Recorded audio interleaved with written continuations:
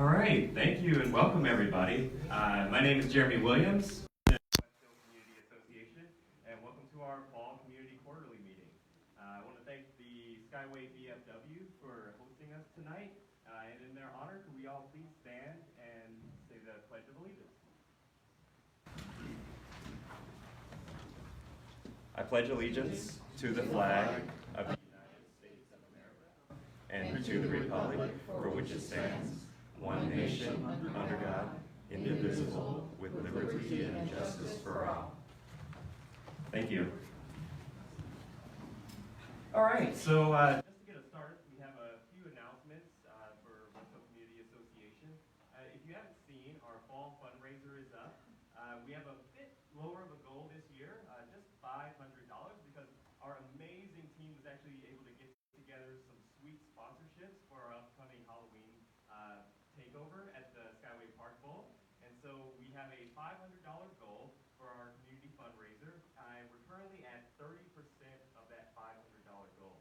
And that closes on October 28th. You can find out more about that at mywestville.org, and all donations are appreciated. Thank you very much. Some other announcements that you can see at the bottom of your agenda. We have upcoming events. So one event that we are being a communication partner with is the upcoming District 2 Candidate Forum that's hosted out at New Holly Gathering Hall out in Rainier Beach. And so if you are interested, because we won't be hosting our own candidate forum this year since we already did the primaries candidate forum, go and check that out on October 23rd, 6 to 9 at New Holly. As I mentioned, we have our upcoming Halloween takeover at Skyway Park Bowl on October 28th. That's 6 to 10 p.m. And then we have upcoming elections, which I'll talk a little bit more about later. That's on November 5th, and we'll be doing a voter assistance booth outside of the Skyway Library. New this year, we'll also be doing a election results watch party over at the Beachcomber afterwards. So that's a 21 and up, and we'd love to see you over there. That'll be 7:30 to 9:30 p.m. We have another community coffee hour coming up in November. That's November 9th at Skyway Library at 10 a.m. And then our regular board meetings on 11/13 and 12/11, and that will wrap up our year.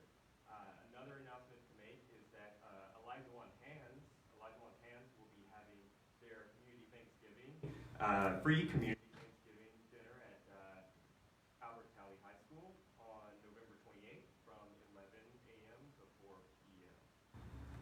All right, and so keep us moving along. I want to go ahead and jump right into our community reports. Do we have anyone from the Sheriff's Office that would like to speak? All right. Just one.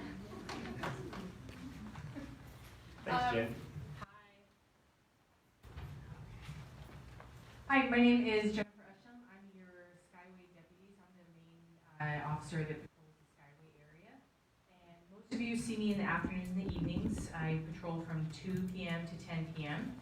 And I brought some reports I can hand out a little bit later. But as the season kind of comes into fall and winter, our crime rates generally tend to see a little bit of a slowdown as most people are hanging out inside their homes. So the Skyway community crime-wise has been pretty steady as far as no sharp increase in crime. Although I don't keep office hours at the storefront, you'll generally see, everyone knows what a storefront is, right across from the library. You'll generally see a patrol car parked outside. You can always ring the doorbell, somebody's inside, it's usually me writing reports. And any concerns you have, you can just bring them to me. And you guys are always welcome to have my cell phone number. And I just really encourage everybody, don't feel burdened, or don't feel like you're burdening the police by calling my cell phone number or calling 911 for any concerns that you have. We really encourage people to call our non-emergency number if it's non-emergency, or 911 if they have a concern about something in their community that's ongoing. I would always rather respond to your 911 call or your concern and have it be nothing than have you think you're bothering the police. So please always give us a call. And one concern that has been brought up a lot over the last couple of weeks is just abandoned vehicles in front of your house or just in neighborhoods. And the Sheriff's Office definitely has a policy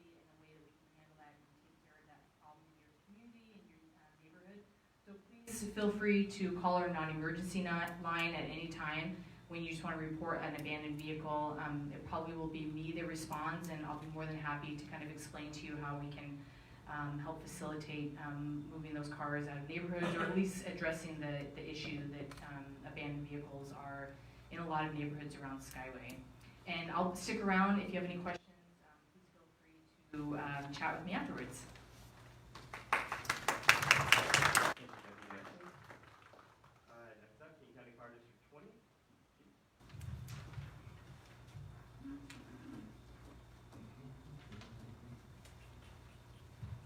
Hello, everyone. How's everyone doing? Good. Right on.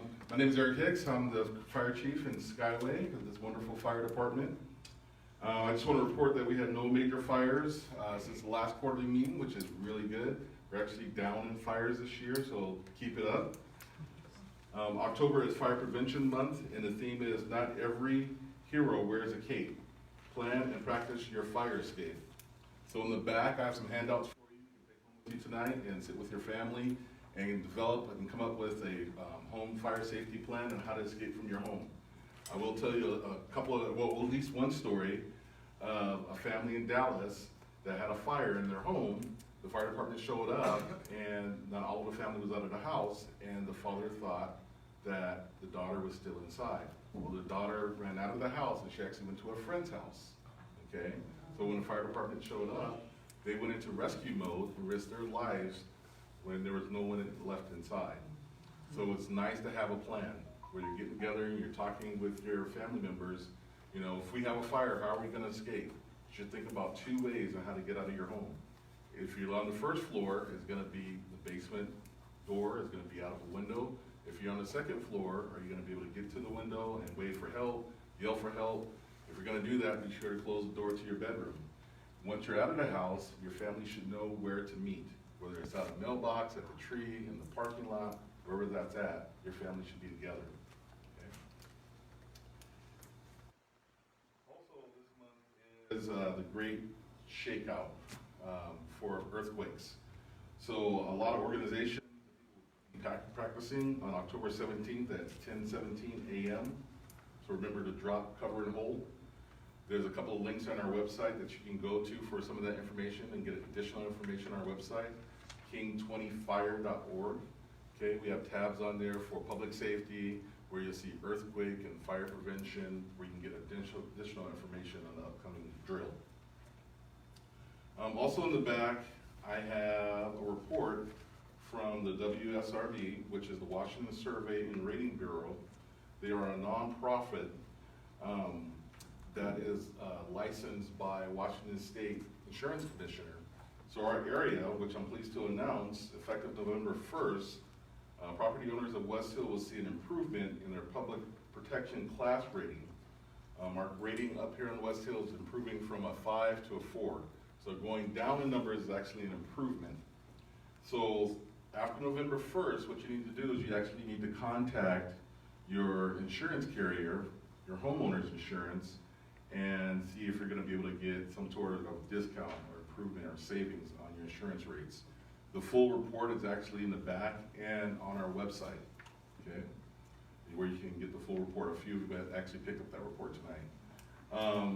When the survey, the Ratings Bureau actually came up to do a survey, they took a lot of things into account. You know, how many paid personnel do we have? How many volunteers do we have? What are the other agencies that we actually partner with for a response to a house fire, to a commercial fire? We saw improvements because our training has improved over the years. We are part of a larger training consortium, which is based out of Kent, and they handle a lot of our records and training, and we all cooperate together here in South King County with all of the fire departments. So we're basically like a 47 station fire department, okay? So all those taken into account, we actually got an improvement in our ratings. Do I have any questions on any of that? I love questions. Jeremy doesn't matter if I'm up here for a half hour. I was just wondering, I know that it's not in Skyway, but that house fire that occurred on Renton Avenue near, towards Bangor, were you a part of that? That response? No. Yeah, okay. And that was Seattle. But I will tell you that Chief Scoggins, Chief of Seattle, has been working very hard to get South King County to do an interlocal agreement with Seattle. Okay, that could be good and bad. It will be good because now, you know, we share a border. Think about right across the street from Lake Ridge Elementary. Yeah. We can literally get there faster than Engine 33 down the hill, you know. And now, hopefully, in the next year and a half, 2 years, actually solve dispatching issues. That could be seamless. Same with Engine 33 coming up here, just like Renton and Tukwila come up here all the time to help us out. So hopefully, we'll figure that out. And I've already signed the ILA with Seattle, and so has all the rest of the other South King County fire departments, so we can have a seamless response, because we all have to work together, because not one fire department can do it alone, not even Big Bad Seattle. They need help at times as well. So, more to come on that. Yes, sir. I'm at the building at the old drugstore, right next to you guys. Yeah, the new daycare? Yeah. Okay, welcome to the community. Yeah, so that's me. Who services us for fire issues? Don't we have like emergency fire issues? Oh, so emergency response would be Skyway Fire Department, we're right So next that door would to be you. you Yeah, guys? Okay. we're right next door to you. Yeah. Sounds good. Thank you. And you can invite us in anytime too to come talk to the kids. Let's do it. We got lots of red hens on the skill. Anyone else? All right, thank you. Next up, let's have Ray come up for Skyway VFW.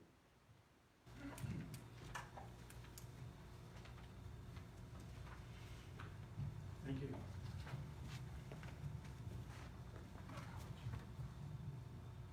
Is this working? Yes. Okay. Well, I tell you, there's times I wish Chuck was here, because he would give you all the good stuff, and I would just bring up the stuff he forgot.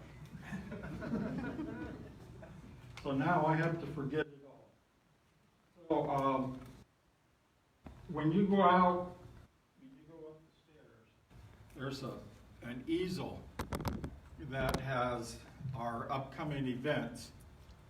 And as most of you know, this is a private club, but you're welcome as long as you sign in. You can come to the dinners, you can come to the breakfasts. Can't come to the meetings. So I have a little rundown of good stuff, I hope. The VFW is having a kids' Halloween party on the 26th from 2 to 5 p.m. And every kid is invited. Every kid in the neighborhood is invited to this party. It's not just for VFW. And it's free. On the 16th of October, wonder how they're going to do that. Is the Andrews Sisters? It's the Andrews Sisters Tribute program. And there's a fee for that, even for the VFW members, because we're hiring a professional group. And you're all invited to that. I know I'll have to tell you to vote. I have this big calendar here. But look at the easel board up there. That has the stuff that I forget. And Veterans Day Parade is, I think, the 9th, because Veterans Day is on Monday and the parade is on Saturday. The parade steps off at 11 o'clock in Auburn. It is the largest Veterans Day parade west of the Mississippi. They have flyovers from McCord, all kinds of military units, and of course, all the veterans organizations around will be there. So if you're in Auburn on the 9th, stand by the street and wave as we go by. And stand up and salute when the flag goes by. And just one last thing. This is a personal one on myself. 2 weeks ago, we had a SOS breakfast. I would tell you what SOS breakfast was, but this is being recorded. We all know that it's shit on the shingle. We had ground beef for the Navy and chipped beef for the Army.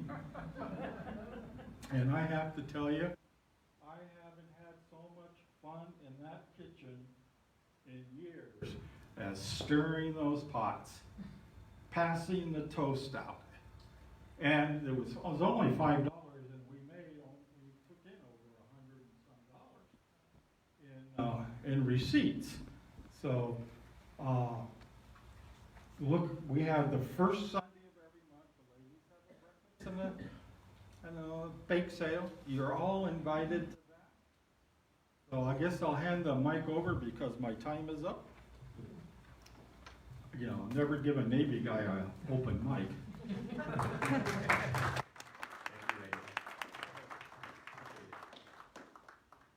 All right, next up, we're going to have Kathleen Sidwell, Skyway Library Grant.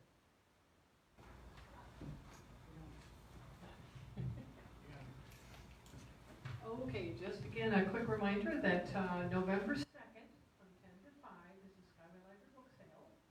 Everybody's invited. It's like 50 cents a book, and we get donations all year round, which also brings up the point of we are still accepting donations. So if anybody's trying to get rid of books out of their house, you can take them right up to the library, and we'll take them from there. And sometimes they'll get boxed and sent to Preston, and they bring them all back for the sale. Then this year we're also trying something new that Renton Library has done in the past, which is basket raffles. So you've got themed baskets, and it's $1 a ticket, and then you might be able to win a basket. Not sure what all we're coming up with yet, so I don't have something I can tell you about. But we'll try this and see if it works too. The programs are going well. We are definitely being able to give out more money that we get it through the ongoing book sale and the annual book sale. And of course, we'd love to be able to get books in the hands of people in the community. And that's mainly what we do it for. So, thank you. Thank you, Kathleen. Next up, Cynthia Lamont with Skyway Water and Sewer District. Thanks, Jeremy. Can everyone hear me? Yes. All right. So I'll be short but sweet. So one of the projects we've started doing with our in-house staff so far is replacing water meters. That's good and bad. As water meters get older, they record less water going through your water meter. So when we put a new water meter in, it's going to record better, which means you might see your bill go up a little. Okay, so bear with us. On the flip side, Department of Health tracks us for how well, what sort of water efficiency we have. So if we don't account for all the water that we use, then we kind of get tagged for that. Second, King County franchise. The Supreme Court had a hearing on September 17th and heard arguments. As of this time, we haven't heard any decision or even a timeline for a decision. And last but not least, our Skyway Park pump station project was advertised. We had a site visit, a pre-bid meeting. Bids were opened on October 3rd, and we received 4 bids, and we are currently evaluating the low bidder. So we hope to award that project here in the next few weeks and start construction this fall. Any questions? Thank you. Thank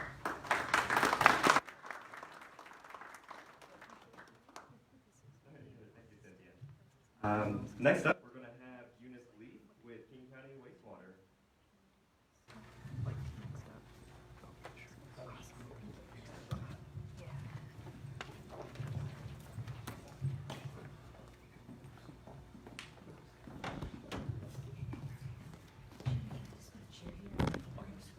You can X out of that little box. Oh, okay, it's gone.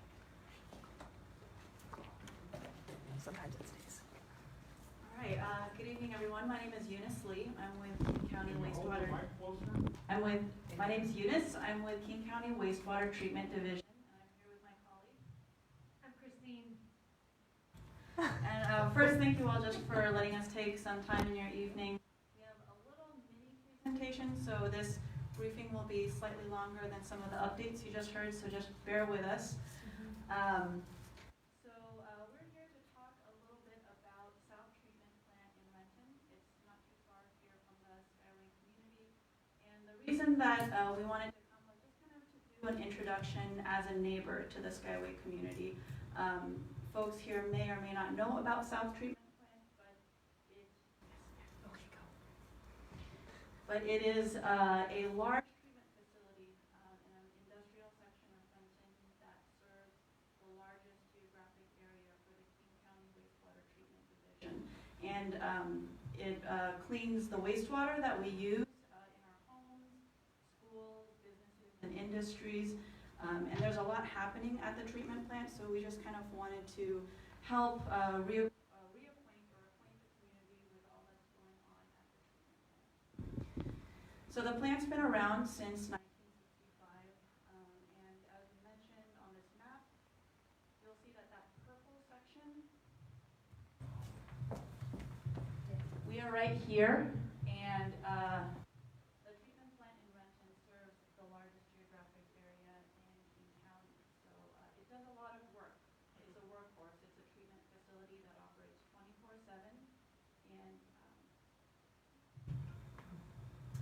our mission as the county's wastewater treatment division is to really protect public health as well as the environment by cleaning the wastewater that we all produce, and at the same time to recover valuable resources in the wastewater treatment process. That can look like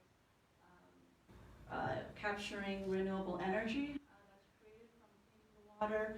That can also look like recycling water and using it for purposes, industrial purposes, so that we don't have to use drinking water, and also creating biosolids, which can be used in composting and also in agriculture and fertilizer. Okay, we can keep going. Yeah. Okay. So there's about 130, 140 staff who work at the treatment plant, and so show some of their faces, and they're really the people who keep it running. So as I mentioned, there's a lot of things that happen at our treatment plant. Obviously, there's pipes, there's pumps, there's a lot of infrastructure, but there's also some things that folks may not expect to find at a treatment plant. So those can also be resources, educational opportunities for the community. So those are some of the things that we also wanted to highlight. The county offers educational field trips and tours to the public of the treatment facility. If you're interested in getting your class or your school group plugged in, that's something that our education staff does a really awesome job of providing free field trips and tours of the treatment plant. We arrange for free bus transportation as well, so we try to remove that as a barrier to grades 4 through 12. And I'll just make a little plug here. We do have a sign-up sheet that we can circulate, so if you're interested in getting connected to the education program, just sign up and we'll follow up with you to just get that information to you. Another thing at the treatment plant that may be a little bit surprising is that we have a demonstration garden called City Soil Farm, and it's basically like a 1.5-acre plot at the treatment plant that really didn't have any use before, but it's been turned into a beautiful demonstration garden, and we welcome volunteers and folks to take a tour, to have a work party, to come and kind of engage with that space. There's plants, or there's produce, vegetables, food that's grown there. You can take a tour, then pick some produce and take that home. And the educational value of City Soil Farm is that we show how these recycled these different types of produce, how we can use biosolids, also known as loop, and how we can incorporate sustainable farming practices, even in kind of urban settings. And yep, that's a photo of some heirloom tomatoes. Another really great thing about City Soil Farm is our partnerships with the community. So we actually provide a lot of produce to the White Center Food Bank. In 2016, we provided over 3,000 pounds of produce to the food bank, including some culturally specific foods that were requested by the food bank. So that's something that we're really proud of. Unfortunately, that photo is not there, but that's okay. So we have a lot of infrastructure at the plant. So there's a lot of capital work and construction that's happening inside the walls of the plant that may not necessarily be visible to neighbors in the community, but it does affect folks here. For example, you may be driving by, you may at some point have noticed odors that come from our plant. We're very aware of that, and we recognize that for a lot of folks, that's kind of the main thing that they think of when they think of our treatment plant. And we recognize that odors are a quality of life concern, and so we want to improve upon that. So, for example, we have a major infrastructure or capital project to help to improve our odor control system. We also have projects to improve our energy efficiency and to help improve worker safety. So those are all projects that use public funds to really invest in this regional treatment plant. Maybe refresh. Pictures aren't coming. How do Maybe I the refresh? yeah. Just click on it? The top left, that little circle thing. Oh, Yeah, right. go ahead and hit that. So hopefully the refresh will work. Oh, hey. Great. It's gonna work. So this is kind of the final Yeah. piece to mention. So this is the Waterworks Garden. It's located kind of on the northwest corner of the treatment plant. And it's not only something that's kind of a pretty garden park type space, it's open to the public.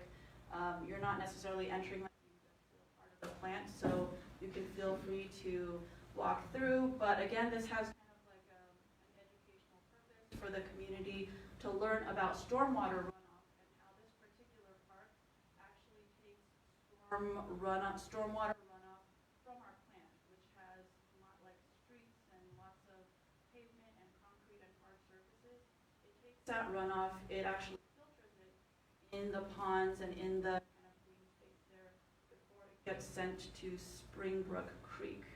So this is one of the spaces or rooms in the Waterworks Garden. That's just kind of a great learning space. Could have you step on this side of the line. So yes, so yeah, this is, and we can share this story map if you'd like to have this as a resource. All of the things that we mentioned are linked in here. My contact information is on here as well as if you would like to learn more about the school programs that we offer, or about City Soil Farm, or really anything. If you have questions or just would like to learn more about what we do, then our contact is here. I have business cards. Please feel free to come up and talk to me or take a card. But yeah, with that, thank you very much.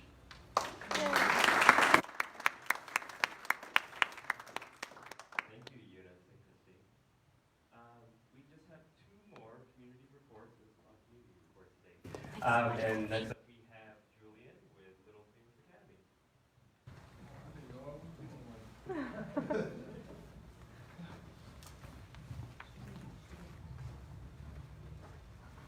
Hello guys, my name is Julian. I'm from Little Steamers Academy, which is the new daycare that we have over in the old drugstore parking lot. My family bought that property a year and a half ago, and we've been through the process of opening for a long time now. We just opened our doors our third week. We are serving ages 2 months to 5 months. We are based off of the STEAM curriculum, so it's a lot of hands-on learning, a lot of play learning, and technology, STEAM, engineering, arts, and math. We have a capacity of 69 kids. Right now we're at about 15%. We're very, very happy to be in this community. All of our businesses in our building are family owned.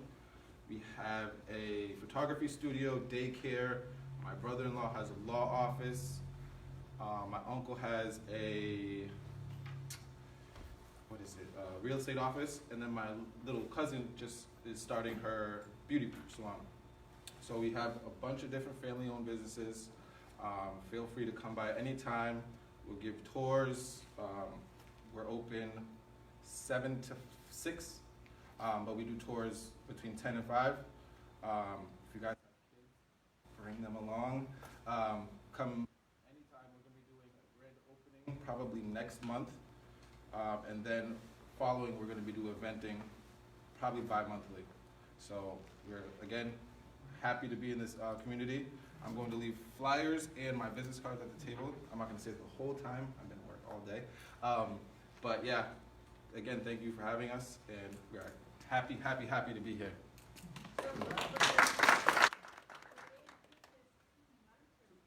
2 months. So infancy to pre-K. Oh, the pre-K. To pre-K. 5 yeah. years. 5 years old. Yeah. Okay, because I heard 2 months to 5 months, and I'm like, wow. It's been a long day. Come explore the meeting. Thank you guys. Thank you, Dylan. And then we have Linda Patrice with Lake Ridge Garden Club. Linda? Oops. Okay. All right. I'll try to keep it short. Hello, everybody. I'm Linda Cassé. I'm one of your neighbors from Lake Ridge, and this year, what? Is it? Oh, can you hear it now? Okay, good. This year I joined as a member of the Lake Ridge Garden Club, just to be, supportive of what neighbors do. On the back table against the wall, I have put up one flyer, like this, with flowers at the top, for a short lecture on November the 2nd. So now I think we're competing with the library book sale. But that's not a big deal. We're next door to you at the fire training building. So we will be there from 11 to 12:30, and then hopefully people can walk straight to the library to look at some good books. So that is a presentation by a master gardener, and the topic is clematis and some climbing vines. So just for the gardeners among us, that could be a nice event. And very grateful to the fire department for giving us that lovely room. We also have talked to the library, and we knew they were booked that day, so maybe it's got to do with your book sale. So hopefully people can combine that, go from one presentation to the next. And I wanted to compliment the library on their book sale too. I recently got a good book, a Webster's Dictionary, which is really good for me because I'm a foreigner and I still can learn more English, so it's a good book. Yeah, thank you very much for your time. I hope you can make it on November the 2nd. Bye-bye. Thank you, Linda. And then just one last announcement. If you need more Halloween things to go to, there will be a Halloween truck or treat and classic car show Thursday, October 31st, 4 to 7 p.m. at the Rainier Beach Planet Fitness parking lot. All right, and if you need more info, contact Yvette at god-is@yahoo.com. May I add to that? Oh. That was me. I didn't know the protocol because this is my first meeting, so sorry about that. But also in the spirit of community, I've also signed up, me, my husband, and our organization to be at your thing on Monday. What do you call that again? Oh, the Holy Takeover. Yeah, we'll be there. We got you, Yvette. You're on the list. Okay, You're cool. on the list. Yeah. So, thank you very much. For coming. All right, thank you, Yvette.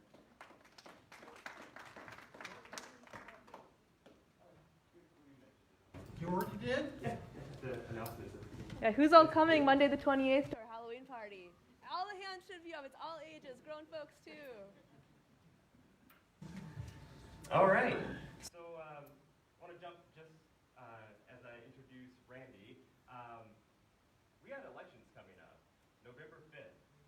you haven't registered, get registered by October 28th. You can do that online or by mail. Otherwise, you have to go in person to King County elections. And this year, you can actually register up to Election Day at one of the elections offices. We have a lot of stuff on the ballot this year. It's going to be packed, front and back. For state measures, we have 15 of them, 13 of which are advisory votes, but we do have 2 measures that are going to be regarding car tabs, first of all. So that's going to be that $30 car tab that you may have heard about, as well as having your car valued at Kelley Blue Book value. The other measure is going to be regarding affirmative action. So whether or not the state can actually implement affirmative action without the need to have quotas. So that's affirmative action in the case of, taking things like race and gender into consideration amongst other factors. So you're going to be voting on that as well. We also have a lot of local elections coming up. So let me just go ahead and pull that up real quick, and I'm just going to rattle through it. We have King County Director of Elections up for election. That's currently Julie Wise. We have King County Council District 2, so our King County Council member. Check out our live stream video from our debate if you guys need help deciding. We did that candidate forum for primaries, so be sure to check that out, and also go and check out that candidate forum at New Holly. They will also be there. We have Port of Seattle positions number 2 and 5, written school district director positions 1, 3, and 4, Skyway Water and Sewer Commissioner position number 2, as well as Public Hospital District Commissioners number 2, 3, and 5. So we got a lot of races going on too. And so I mentioned the initiatives, but then we also have a county measure for Medic 1, Emergency Medical Services, replacement of existing levy. So there's an expiring levy. And last but not least, a written school district measure. And so that is the Building for Excellence bonds to improve, construct, and renovate school facilities. And West Hill Community Association is formally endorsing that measure. In February of this year, the measure did not pass because it was not able to validate due to poor turnout due to the winter storm. However, yes, the snowpocalypse.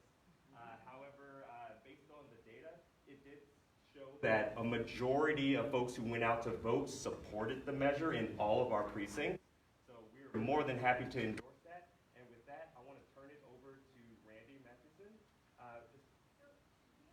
Like a voter booklet by now? It will be in the mail coming up. It's mailed out 3 weeks before the election, and so yeah, we should be getting pretty close here.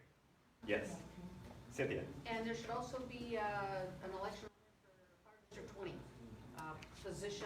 Yes. Position And Water District. I think I was just naming off the ones that had two or more candidates. Or sorry, 2 candidates. Sorry.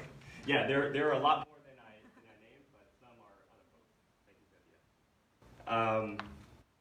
Yeah, so thank you to King County Elections and Seattle Foundation for enabling us to get out the vote and get out voter education to you all. And we look forward to more to come, especially in the upcoming election year. All right, without further ado, Randy. Thank you, guys. I'm going to speak about the bond issue, and I'd like to bring up Gloria Hodge. She's the board director who actually serves this area. Her child goes to Dimmitt Middle School and lives in the area. Renton School District and all school districts throughout the state of Washington receive absolutely no money from the state or federal government to build schools or to make large-scale construction project changes on schools, right? So when we need to replace a roof, boiler systems, fix playgrounds, those kinds of things, build a new school, we're all, every school district in the state has to put a package together, present it to voters, get voter approval, and then move forward with those projects. So that's what we've done in the Renton School District. We've put together a package, and as was stated earlier, we actually had this package on the February 12th election, on the ballot, rather, for February 12th. And because of the snow, we had a lot of folks not able to get to their mailboxes and mail their mail their ballots in. We missed passing this measure by 400 votes in February. We did receive 63% yes on that ballot. So it was a supermajority of residents, and it was a high majority of folks in this area that supported that measure by higher than 60%. Actually, some precincts in this area were actually approving that measure at 76% yes. So lots of support in this area for that bond measure. Unfortunately, the snow hit on Thursday, and elections are always on Tuesday. And what a lot of folks like to do is get that ballot and sit on it, wait, I'm going to get it done, I'll get to it, you just wait, I'm going to fill it out, it's going to be great. And then the snow hits, and you lose the entire weekend, and the ballots don't get turned in. So we missed it by 400 votes. We've got it back on the ballot November 5th. Ballots are out starting tomorrow. I'm waving this around because everybody in this room, all residents within the Renton School District are going to get this brochure, which talks about what's on the ballot measure for Renton schools. Lots of great projects for schools on this hill. Dimmitt Middle School, Lake Ridge, Campbell Hill, Bryn Mawr, all have big projects that have to be done. Boilers in those schools. Those schools still look great, right? I mean, you see when you drive by, they're still beautiful schools, but just like your home after a couple of decades of being, well, not like your home, there's kids that go through that thing by hundreds and hundreds. So I'll just backtrack that. You don't have that going on. So hundreds of kids go through those schools every day and every year. And of course, that's wear and tear on a building. So we've got boilers we have to replace. A roof on one of those schools costs $1.25 million to replace. We don't have a roof on any of those schools. We just did a roof recently. Bryn Mawr actually got a roof this summer. So that's just an example of what these kind of projects cost. One of the biggest projects on this bond measure is we want to build a new elementary school. So in the Highlands Sunset area of our district, we've got a lot of schools that are overcrowded. They're packed. One school, Maplewood Heights, built for 550 kids, currently houses about 750 kids. So that school is really packed up there in the Highlands Sunset area. We've also got a lot of portables that we use at elementary schools up there. So we need to build a new elementary school. We actually own property, and if you know that area, the Highlands Sunset area, there's an Albertsons grocery store off of Duval. Does that ring a bell for folks? Right behind that Albertsons grocery store, there's this wooded area. We own the property there. That's where we want to build this school. It's across Duval from Hazen High. So Hazen High is on the right side if you're driving up Duval, and on the left-hand side, we own some property over there. That's where we need to build this school. We can fill that school right now. That hill already. So we already have a need for that school today. So we need to build it as soon as we can. What we also know is that there are a lot of construction projects that are happening in the Highlands Sunset area over the next few years. One construction project alone, 750 new units that are going to be built in this one project alone. It's along Sunset Avenue. It was a strip mall where the Viet Wa grocery store used to be, and now it's a sort of a vacant little strip mall. The city of Renton has bids to renovate that entire place and build a lot of condos and apartments and townhouses on that site. So lots of kids coming, lots of kids that need a school now, lots of kids coming in the future. That's the biggest project on this bond measure. Other projects include fixing playgrounds for community use. So our schools are used by more than just our students. We just mentioned Elijah Mont's Hands uses Tally High School for the annual Thanksgiving event. There's also a church that uses our facilities for Sunday services. So our facilities are used by community organizations as well as our students.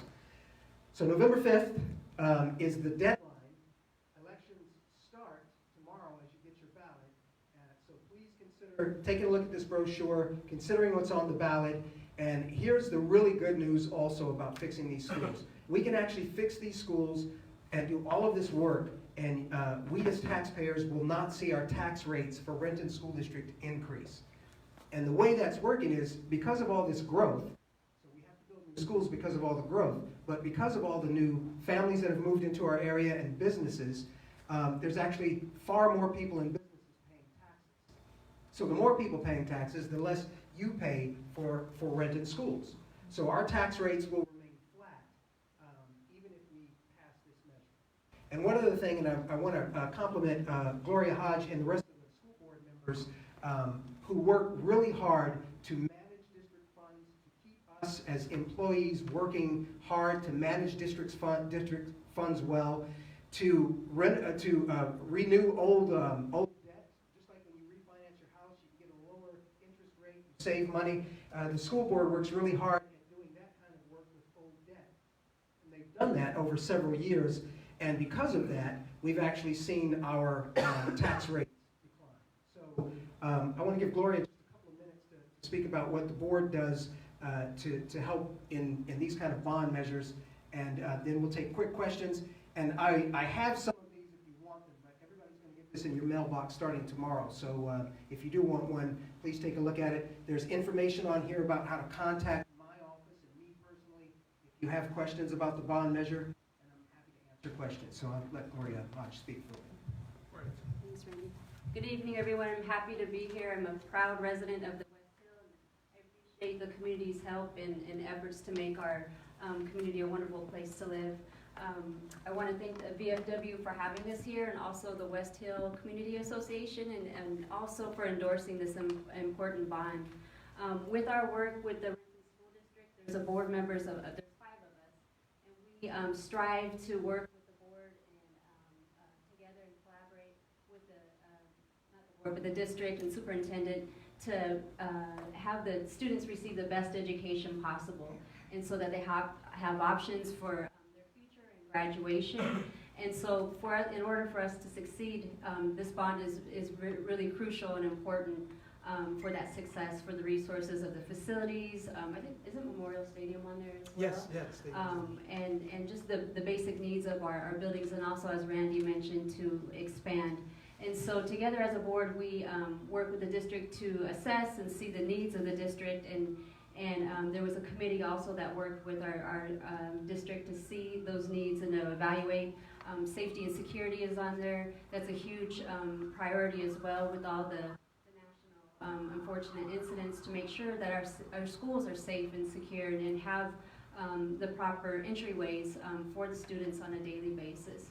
So we just want to share this information, and thank you again for having us here this evening. There's a new YouTube video out on all our social media sites that you can see. It's about a 2-minute video that has more details about it, and there's a family that's been in the community for several years. They share their story, and also there's a handy tab on the website. You can choose which school and see what will be on the bond for those schools, and again, as Randy mentioned, here on the West Hill as well. So November 5th, that's a special day. Thank you everyone for your time, and have a good evening.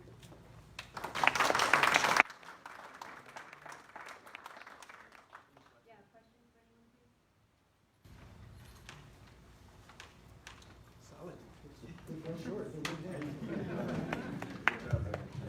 All right, thank you, Randy, and thank you, Gloria. Next up, we have King County Department of Local Services to provide updates on what they have going on, along with the sub-area and land use plan.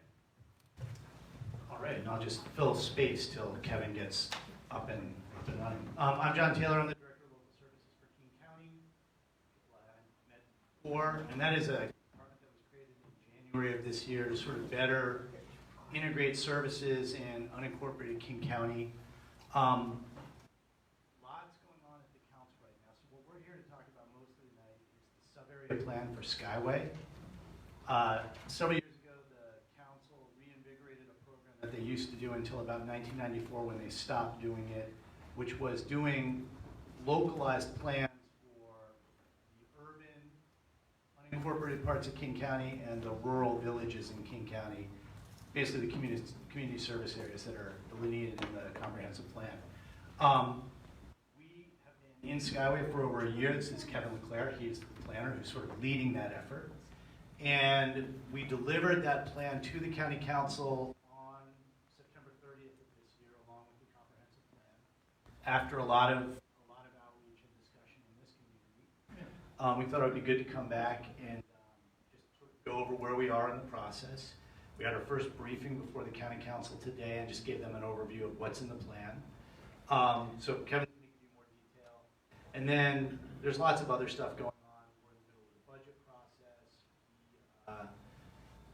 WashDOT just finished a bit of a pedestrian improvement process on Martin Luther King Way across from near Creston Point, if anyone has seen that yet. Our goal there is to get sidewalks in eventually, but for the time being, it's a way more safe environment for the kids who live on that corridor. But really what we want to talk about tonight is sub-area plan. I'm happy to take questions at the end of Kevin's presentation on any and all topics. But for now, I'm going to turn it over to Kevin. All right. Thank you, John, and thank you for having us here. So I will try and go through this relatively quickly. I know land use planning for some kind of puts people asleep, but it kind of gets me excited, so it's something I like to do.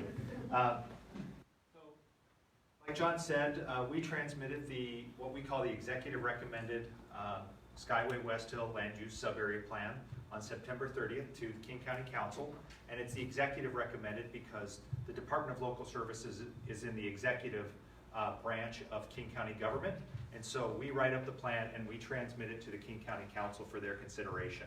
And so now it's running through that process. I would encourage you all to go take a look at it. There's a lot of information that's embedded in the comprehensive plan, but I think for folks that live in Skyway West Hill, obviously this is kind of the land use plan that will kind of guide development in this community for the next 20 years or so. So I really do encourage you to take a look at it, and I've got a link to where to get, how to get to that information at the end of the presentation. The vision that was developed through the process was Skyway West Hill's residential neighborhoods and commercial centers are vibrant and walkable places where people from diverse backgrounds can live, work, play, and thrive. That's the vision that we heard from the community and tried to echo that back through the plan, and I think it's a good one. Oh, and that's not the right button.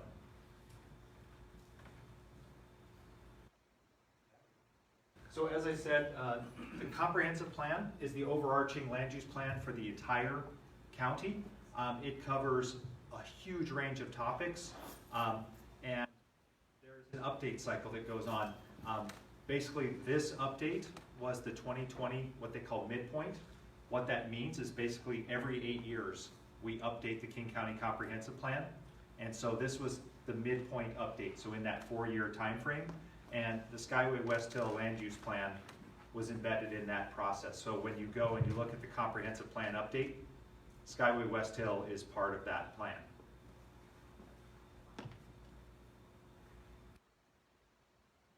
Sub-area planning has been going on in King County for many, many years.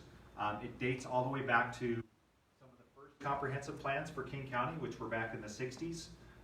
And they were updated periodically through the 70s and even into the 90s. And then when the state passed the Growth Management Act, we basically did the last sub-area planning, which at that time was the 1994 West Hill Community Plan. And that is the last time that Skyway West Hill had its sub-area plan updated. And so this process was an update and will replace the 1994 West Hill Community Plan.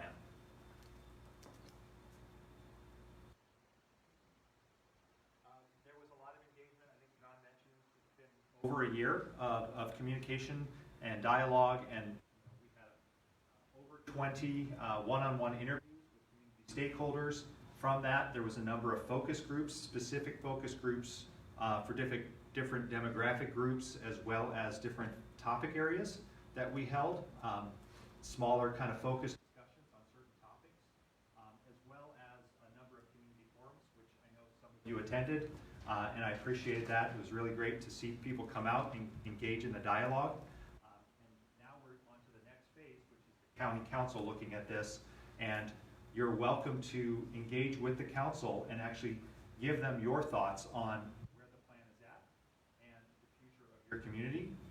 And as far as I see it, this is really the first step in our process of re-engaging with the community after that about planning for the future.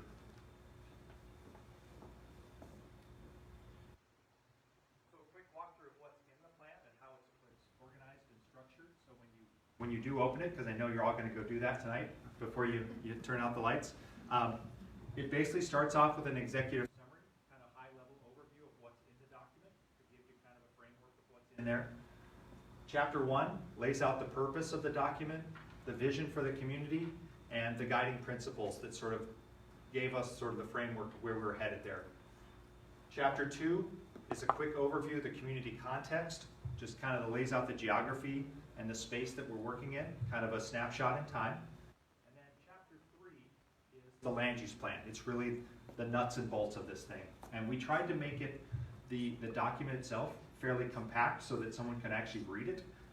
There is a lot more behind chapter 3, but chapter 3 contains the policies, so the sub-area plan policies that really deal with Skyway West Hill, as well as a series of descriptions of land use map amendments, which is really the zoning for the neighborhood, and then action items that are sort of follow-up additional work that we want to continue to do with the community in order to get down to some more details and continue to really to engage and work with the community. So I encourage you to look at it. The appendices have a lot of the other information, and there's a lot of it there.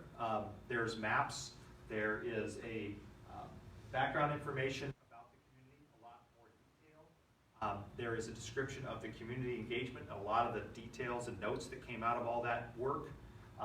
There is a Skyway West Hill Community Center feasibility study included in that.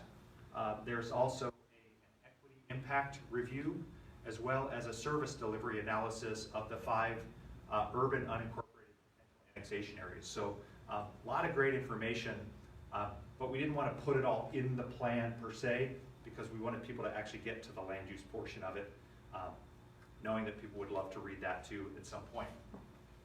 And then I should mention, all of the land use and zoning map amendments that are mentioned in the plan itself are actually in a separate document called Attachment G to the comprehensive plan. So if you're reading through the land use plan itself, you'll see them mentioned, but you have to go to another document if you want to read all the details, because there's a whole series of land use map amendments, and that document itself is something like 120 pages long. So to put it in there would have been a bit of a bear to get through. The policies that we are proposing and that council is considering for Skyway West Hill. Around housing, we focused really increasing density only where there's access to transit routes that run on a frequent basis and near commercial areas. So there would be basically trying to build capacity to help support commercial areas. So we want more people living near where they can shop and where they can walk to get on a bus, in those areas where there's more traffic, and not out in the middle of neighborhoods. That was not the goal at all. In that vein, we want all new development to be compatible with the surrounding neighborhoods that they're being built in, and so that's a policy that's presented there. We have an action item that's supported by these policies that talks about supporting equitable housing development, and what that means is really trying to make sure that if we're going to support development and new development in the community, that it tries to retain the affordability of the community and make sure that people that want to stay in the community can stay in the community. And when we see economic development and growth, that it raises the entire community up and not pushes people out that maybe can't afford to live here. So that's really a big focus of what we're thinking about and trying to work hard on for the future. Commercial and industrial, as you know, we have 3 commercial areas. Skyway Business District, which is Renton Avenue, and then Rainier Ave and Martin Luther King Jr. Way. Really, we're trying to focus on growing the business district in Skyway, so on Renton Avenue, and then kind of retooling the 2 business districts on the edges of the neighborhood to make them more neighborhood focused rather than large-scale commercial, rather business districts that serve the local needs of the community right around there. So trying to focus on making and make those community areas more walkable rather than just sort of larger commercial strips that are more auto-oriented. Got a long ways to go as we see development happening, but that's the goal and what we're trying to work toward. And then community character, there's basically a couple incentive things that we're working on with community character to try and advance the community's goals of preserving and enhancing things that they would like to see in the community. So try to create incentives for developers so that when they build, if they want to if they want to build bigger or higher or something like that, that they give back to the community things that the community wants to see, like, say, missing sidewalk connections, or potentially supporting the development of the community center, if that's something we want to continue to work towards. So those are the kind of things we want to continue to work with the community on that get around community character. As I mentioned, the land use map amendments, I'll just mention a few of them that are kind of most interest to people. A couple of them are a couple what we call upzones. That's just shorthand for basically increasing the density of an area. One of the major ones is on the south end of Renton Avenue South as you're coming up out of Renton. There's an area that currently allows 6 homes to the acre, but they're all basically single family lots. That zoning is proposed to go up to 18 units to the acre, which would allow more townhomes and apartments in that area.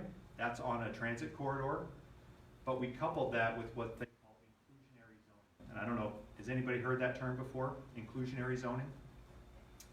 It basically means that when someone develops, they have to include a certain number of the units as affordable units.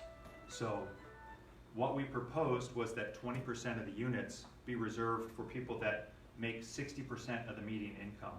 So basically that will require, if it were a market rate developer, that they would have to include those units in their development package. And then we would monitor and make sure that people that are income qualified would be able to get into those units. Yeah, question? What, 60% of the median of where? The King County median income. Yeah. So it's King County median, it's works out basically around like $90,000. So 60% of that works out to around almost $50,000. So a person making around $50,000. But the Or less, 50,000 or less? Or less. That's right. That's right. So you can't make any more than that and qualify for what we call income qualified units. I have a question going the other way. Yes. What if you want to stay in your neighborhood, but you can't keep up your house? Mm-hmm. And there's all these huge apartment complexes going in, and our income won't let us buy or won't let us rent in any building that's being built within a couple miles of here. Mm-hmm. Is there plans for a high-end zoning so that people who lived in their house for 30 years and want to move can still stay in the neighborhood? It's a good question. I think what you're talking about is basically trying to make sure that folks that want to stay in the neighborhood can afford to stay in the neighborhood. I was going to talk about this on the next slide. We have a program that we want to work on. I mentioned the action items. It's called the Equitable Housing Development Analysis Program. So we want to actually look at tools that the county can analyze and figure out what are the right tools for a community, for this community, and figure out, right now we have that one inclusionary zoning. We have that slated for Renton Avenue South as well as for the Mount Anderson site on Martin Luther King. That area that's been sort of undeveloped, the gravel pile, concrete pile that's been that reclamation area for so long. That area has been for sale, and we've heard from a few folks that have said we'd like to develop it, but we can't get enough units on it to make it work financially because the site has so many challenges to it. So we're upzoning that as well, but also including the same inclusionary zoning policy in there. That's only one tool in the tool bag, though, that we can use. There are a lot of other ones, but they require some analysis to figure out what the right fits are for different areas of the community, and that's what we want to do in this action item, is actually study those other tools and figure out which ones would be good fits for this community and what this community would like to have as tools in the neighborhood. And so that's what the equitable housing development analysis is supposed to do, is to look and see just that very question and see how do we do that and how do we make that an incentive for developers that would work. Because if we put too many rules on top of things and say, well, you gotta do this, you gotta do that, well, then we don't see any development and prices continue to go up and you're kind of lost in the wind there as well. So, good question, and I think something we need to be thinking about, and we are thinking about. One more question for your action items, your Yeah. studies. Are you looking at Gresham and Rockwood Rising? Gresham and Rockwood? Gresham, Oregon, Rockwood Rising. It's a development, it's like a incubator for innovation towards affordable housing.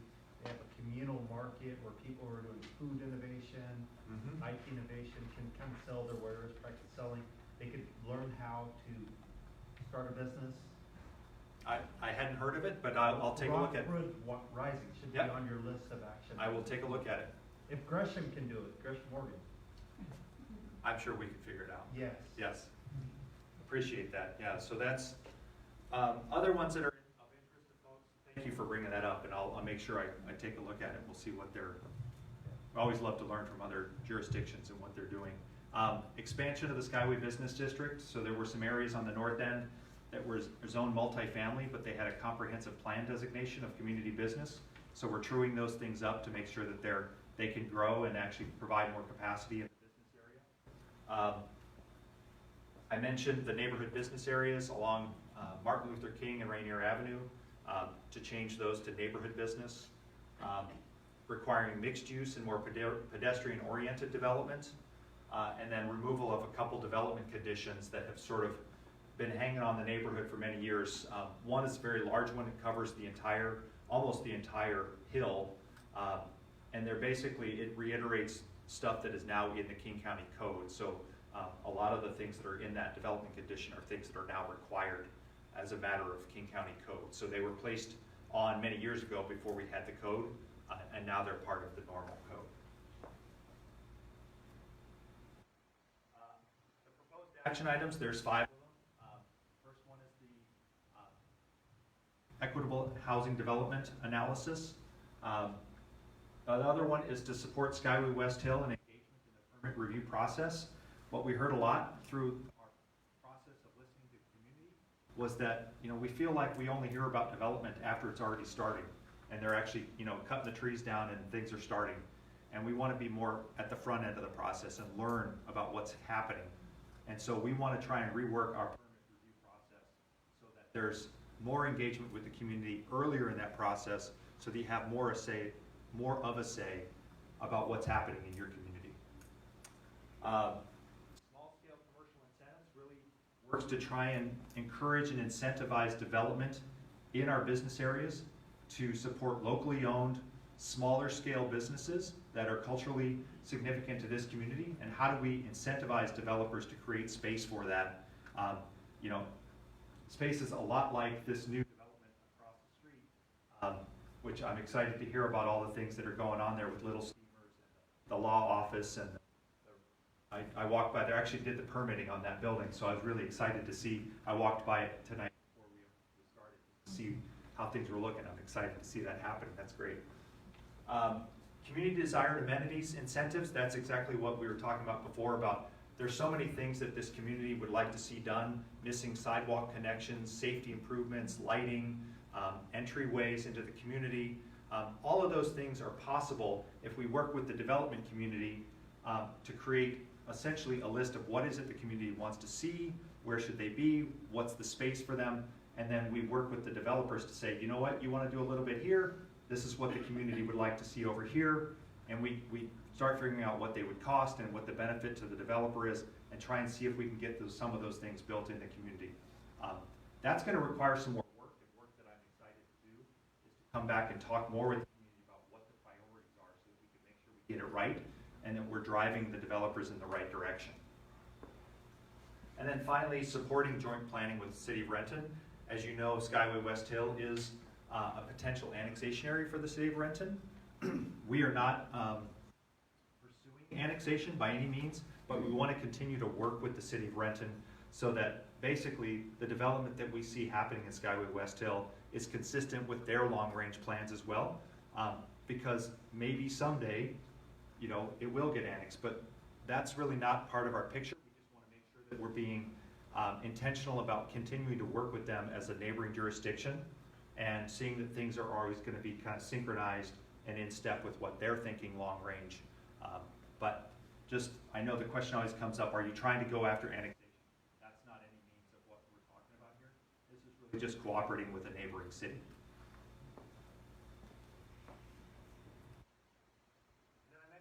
Appendices already, the community center feasibility study, I encourage people to take a look at that. It's an update of what Skyway Solutions did in 2014. That was really the basis of the information. We handed that over to our Parks Department and had them update the work that Skyway Solutions had done. They did a great amount of work. It was fantastic. And they took that information, essentially updated it for current dollars and what would it be if sort of a county agency were to build it. And then there was the equity impact analysis and the service delivery analysis. Take a look at them, provide the feedback. And then, like I said, you can access the information by just going to kingcounty.gov/comp plan. And then you'll look for all the attached materials, and you're going to want to look for the Skyway West Hill Land Use Sub-Area Plan. And with that, that's my quick run through. You have a question, sir? Yes. I was gonna hold off, but Mount Anderson was there for so long, don't know what might have been there first. You're gonna do a core sample to find out what that might be, and shouldn't that be done before you zone it for any building? Well, yeah, we know that a number of developers have looked at it. It has some geotechnical issues. There's also a lot of, obviously, contamination in the ground. Any developer is going to have to do their due diligence to figure out what's possible there. We have every belief that it is ultimately developable with something. It's just a matter of trying to solve the problems of geotechnicals, how you deal with the foundations and everything else on the site. But from our discussions with folks, they do believe that it is possible to be built on. That will be the developer's responsibility. That's right. That's right. Question back there and then up here.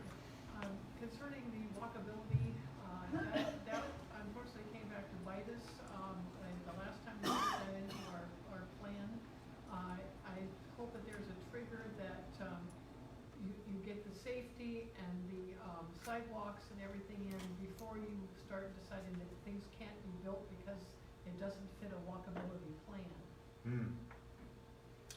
Yeah, well, so the way it works now is that basically a developer is required to do, any developer has to do the improvements in front of their property.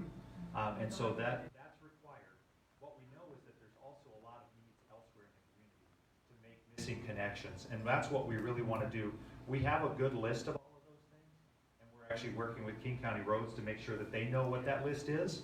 And so they can put it in their capital improvement budget and see what the needs are. If there's safety things that are truly safety issues, those are the ones that they have to prioritize and think about first, because obviously that's the number one priority, people's safety. But if there's other ones that create maybe just a better walkable community, those are the things where we can work with the developer and say, because we can only require so much, but if we make it something that's optional for a developer and say, if you want this, and you can do this for the community, they could say, yeah, I can afford to do that, and that gives me what I want over here. And we basically have to work cooperatively with these folks because the county's budget to do some of these other pieces is more challenging. Yeah, I mean, to kind of piggyback on that, if you think about it, when we go and do a sidewalk project, so the Road Services Division doesn't build sidewalks anymore, but we'll get grant funding and go to a sidewalk project. A standalone sidewalk project can be hundreds of thousands of dollars because of the drainage requirements and because of sort of the mobilization and then doing the project. If we can get a developer to build a sidewalk beyond the footprint of what they're developing while they're mobilized and at their cost, they can put a sidewalk in for a lot less than it costs government to put a sidewalk in. And if we can identify some areas where we want to create linkages that are going to strengthen the community and make it safer, we want to be thinking about that. It's not the only thing we would ask of developers, but one thing I can tell you is we've talked to a lot of people last year. I mean, some of those interviews, I did several of those interviews, and this is something that came up again and again and again. And just being really candid, we've not been good at this. It's one of the things that made me really mad. We've missed opportunities to build sidewalks in this community. I mean, and if we had been better coordinated, if there had been a Department of Local Services, I think we would have captured those opportunities. And going forward, if there's an opportunity to build a sidewalk around here, we're going to find a way to do it. Because it's, you know, I mean, I've been driving home from meetings at night and seeing kids out on Martin Luther King Way coming off of buses, and it just scares me to death. And if those were my kids, I would be really, really mad. Really mad. Anyway. Question here? So what is the timeline for adoption? So you've given it to the council? Yep, great question. So right now it's off to the council. They are going to work on it. The expected adoption date is June of 2020. Yep. Yeah, let me just, so we gave them a briefing today. There were no votes taken or anything. Kevin and I went and gave them kind of a high-level overview of the plan. I believe they have at least 2, maybe 3 committee meetings scheduled, and we should have the dates, but we don't. But we can give them to Jeremy, and he can put them up, and you can go to the council and look. But this is our recommendation. I mean, we feel like we did a pretty good job of listening to the community, and we feel like what we heard from the community is reflected in this plan. But the council gets the final say, and if there are elements of this plan that people are like, yeah, I think John and Kevin blew it, because it is John and Kevin's excellent plan. But in all seriousness, I mean, if people don't like what's in that plan, that's what the council process is for. And I think there were questions about AMI. I've heard from Skyway Solutions just last night. They think the AMI is too high, and that it should be lower.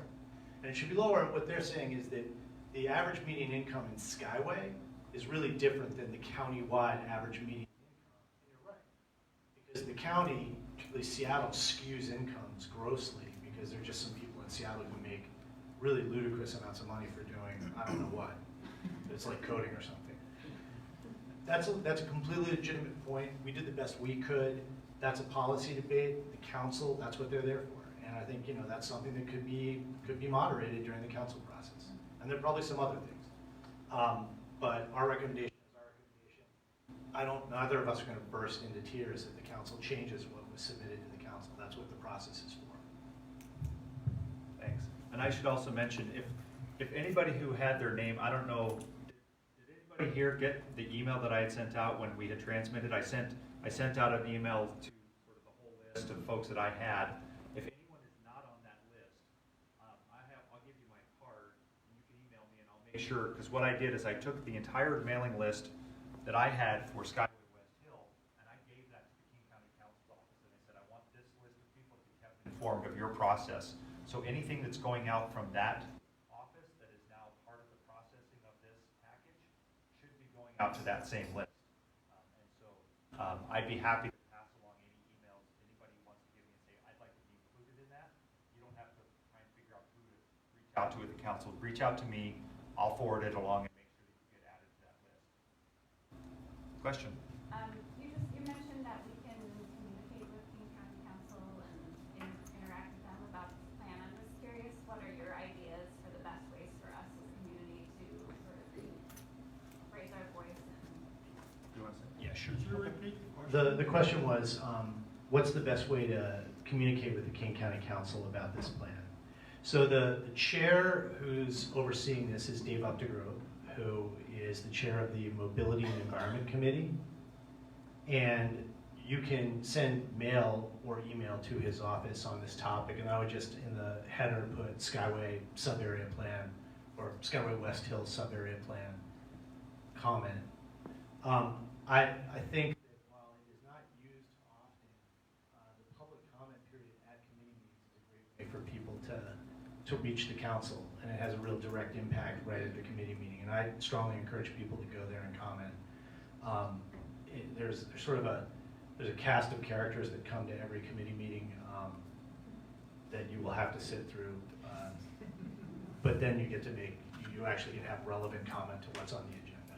So, quick question. Trade-offs for density?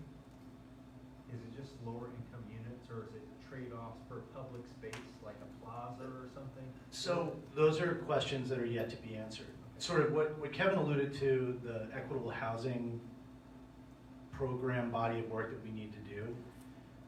There is a companion ordinance that was passed out of the Housing and Human Services Committee yesterday that's sponsored by Councilmember Gossett and Councilmember Cole Wells. Councilmember Gossett represents this district.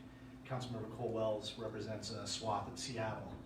And it's focused on Skyway and White Center, and it's focused on coming up with what they're framing as anti-displacement strategies.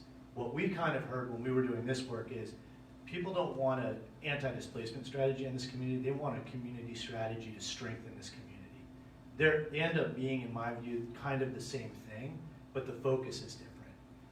That ordinance directs us within a year to deliver to the council an analytical study on what that program would look like. They're one and the same. The work item in here and the work item that was passed out of the Human Services and Housing Committee yesterday really are one and the same thing. So they task the Department of Local Services and the Department of Community and Human Services to come up with a strategy to retain housing and create more housing opportunities for people who live in these communities, in both of these communities, which are two of the lowest income communities in King County and I believe in the state. That's what it's going, that's the focus of that. While we're doing that work, we're also going to be looking at community and what the trade-off is between those two things. It would be, in my view, foolish to separate those two things because ultimately the cost is borne by the developer. So if you're asking the developer to do something, what Kevin alluded to, there's only so much you can ask of the developer before. Yeah, exactly. And that density, I understand the trade-off. My point is, that trade-off only gets you so far with some developers. Some developers will just walk because they don't care, they don't make enough money even with the added density. Those things have to be welded together. It all has to be part of the community benefit package. So some of it is going to be housing, and some of it may be community amenities.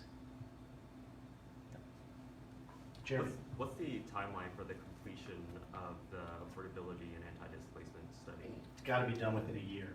So as soon as the council passes, it's basically a year from the council passage. And I think that is an aggressive timeline, but that's one we've talked about and we feel like we can resources and meet that timeline.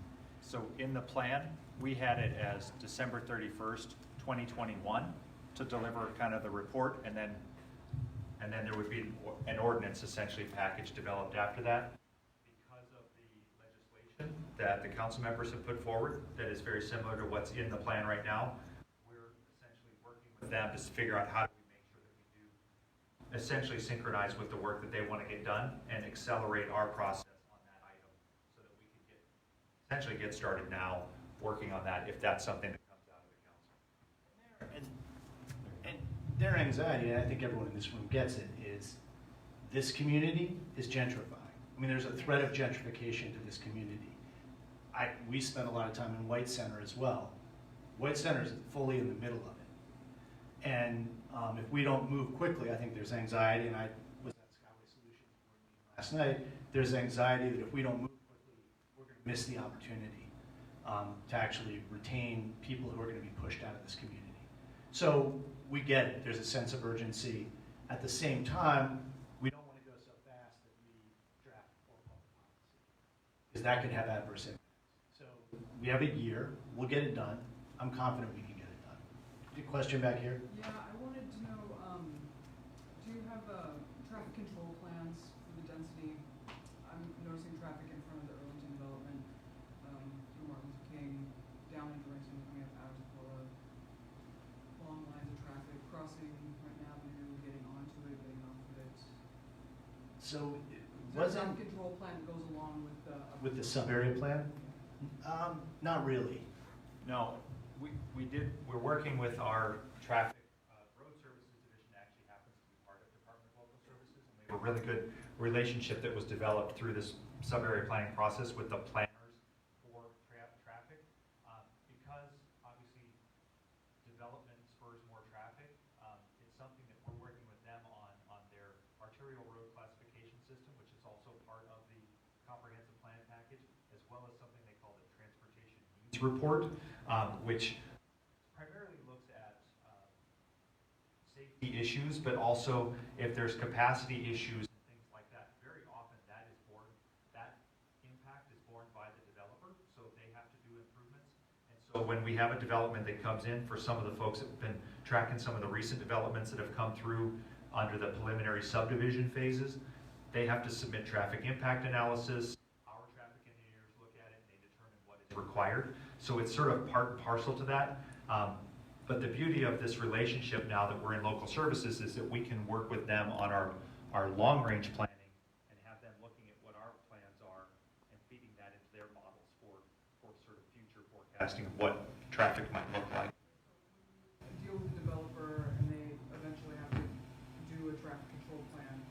Will that include maintenance to the roadbed? Is that going to include curb lines, disabled crossings? Very often, if whatever the needs are that are specifically identified, so I've done a few subdivisions specifically in White Center. I haven't done too many that have actually come to complete construction here in Skyway, but we had them putting in crosswalks to make the walkway from this new development to the school more safe. So certain crosswalks across minor arterials and things like that were required and put into the conditions of approval of that subdivision. But once it's in, and as part of the public right-of-way, it becomes the responsibility of the Road Services Division to maintain it. So they're not going to go and fix the signalization. They're not going to paint the crosswalks. They're not going to fill potholes. That's They're not going to improve the roads like around the block. no. It's whatever's in the conditions that people like Kevin write. They do that, and then once they're done with that, they feel like they've met their obligation, and then it becomes part of our system, and we have to maintain it. Question back there, and then come up here. With the plan, did anything ever come up around new homeowners? So it looked like there's maybe like 600 or so folks who are in these apartments. You have folks who are in the area that are currently not homeowners that could potentially become homeowners. Did that come up? And what was that discussion like? So, yeah, I think it did come up in the conversations that one of the ways that we can, one of the best ways to identify or address displacement is really to, I can just talk, is what we found, one of the best ways to address displacement is to build wealth and sort of stability in the community. And one of the ways to do that is to try and build a support for more home ownership.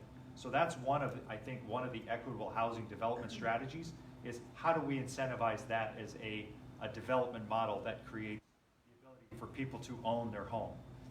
And so, if we can create ways that makes that easier, and we work with our community partners like Skyway Solutions, West Hill Community Association, and some of our housing folks that do this kind of more regionally on how we can do that for this community. That was definitely, when I mentioned there's no one-size-fits-all approach to do this, that was one of the things that we were trying to figure out. Is there like community land trusts where we can maybe buy up land and then where someone could buy in, get a good interest rate, live there, and then if they sell, they get part of that equity back in their pocket when they sell, but the land stays with the community land trust so that then the next person can come in and build some wealth that way. And that then allows them to come in and maybe buy their own first home that's under their own ownership. Those are things we haven't really done before with King County, but stuff I think we need to start doing because the cost of housing has gone up so much that it's out of reach for a lot of folks. And that's something we want to try and figure out how to do. And some of those land use models are what Skyway Solutions is working on to learn about and to kind of bring up into this area and more information to the community about. Yeah, going back to your timeline, hypothetically, like next summer, ideally as things are moving forward, it would be, it sounds like again, more of the developer's hands to choose whether or not to do something like that. Right. Very often it's sort of incentive based. So there's kind of a base level you can do this. But there are ways. I mean, what we heard from the community sometimes is, you know what, if it's not the right developer, we'd rather wait for the right developer to come. And there are development organizations that focus just on those kind of development models. And so you can put rules into place that will favor that kind of a developer, like a community developer, rather than a for-profit developer that doesn't really care about necessarily building community. And so that's just part of the sort of additional dialogue with the community to find out what levers we want to push and pull to try and make things right. Yeah, and just to add on to that, I think the study that the council is asking us to do goes beyond what Kevin and what we've been working on in terms of the land use plan. So there may be alternatives in there that aren't things that we would require of developers. They could be other policy tools that the council wants to pursue. Like a community land trust could be set up by anybody and capitalized in part by the county if the county decided to do that. It doesn't necessarily have to be something that intersects with the developer at all. That's right. But there will also be a bunch of stuff that's just part of the land use code, which is what this plan is all about. This plan is about zoning and about the land use code. The study that we're going to do will overlap with that significantly, but it'll probably also include some things that aren't within the purview of the land use code, and that's okay. And then the council gets to decide what they want to do, and if they want to appropriate money to set up a community land trust or do something else. One last question. Okay. Yeah. You mentioned earlier that you were trying to move things further up in the process to make the permit process more available to the public. That's right. Is that information found somewhere? So it's one of the action items in the plan. So it's under the community character. No, I think it's actually in the housing section. So in chapter 3 in housing, it's the second action item. And it basically calls for us to get back in touch with the community, find out what it is we can do to retool our permit review process. One of the ideas that I've had is, we have a thing called a pre-application conference. The developer has to come in and have a meeting with us when they sort of give us their proposal. Why don't we do something like a community meeting at that point? When they're coming to us with a proposal, they need to come to the community with that proposal at the same time. So we can start to hear from the community right off the bat. And that's something where, we put that on the back of the developer and we say, this is something you got to do. This community deserves to know what's coming down the pipe. It may never happen because they might decide after that process that they don't want to do it. But they might also hear a lot from the community about how to make their project better and fit in with what the community really wants to see. That's just one idea. I think the whole point of coming back is to continue the dialogue on those specific points, rather than kind of wrapping it up and having to make the land use plan take longer just because we want to talk more with the community about what they want to do. Yeah. Thanks, Jeremy. And thank you, everybody. Yeah, thanks. All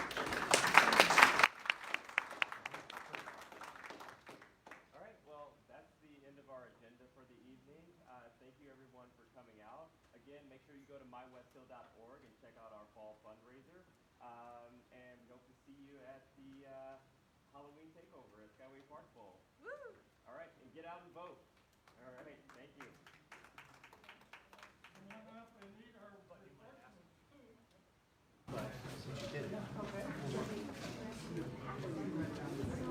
Yeah, I was just